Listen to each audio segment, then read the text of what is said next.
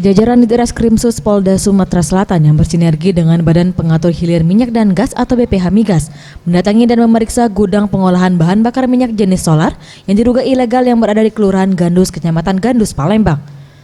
Berdasarkan data yang dihimpun, terbongkarnya gudang BBM yang diduga ilegal ini bermula dari tim BPH Migas Jakarta melakukan pengecekan langsung di lokasi.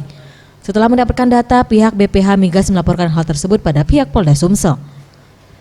Kapolda Sumsel Irjen Pol Zulkarnain Adinegara yang langsung turun ke lokasi mengatakan, dugaan sementara serta berdasarkan keterangan staf penjaga gudang maupun awak kapal, minyak yang ada di dalam kapal dibeli dari Petronas. Kemudian minyak tersebut disuling terlebih dahulu sebelum dijual.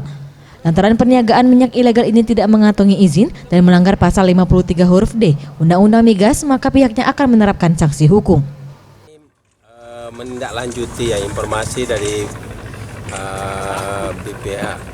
BPH Migas, kebetulan ada tim dari Jakarta, bahwa mereka menginformasikan adanya kegiatan usaha migas yang ilegal, ya dugaan lah ya, seperti yang kita tinjau sekarang. Nah, kemudian ditindaklanjuti oleh tentu Krimsus, Pak Direktur bersama stafnya, dan ternyata itu memang sementara ya. Kita lihat di lapangan ada seperti misalnya penjelasan mereka masih membeli dari Petronas macam gitu.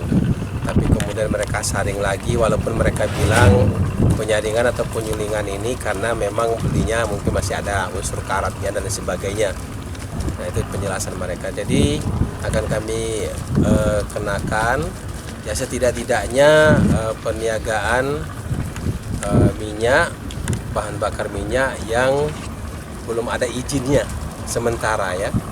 Itu pasal 53 ayat huruf D Undang-Undang Migas. Kira-kira demikian, yang ancamannya memang 3 tahun. Dari dalam gudang yang berada di pinggiran Sungai Musi itu, terdapat 1 unit mobil tangki, serta 1 unit kapal berisi minyak solar sebanyak 10.000 liter.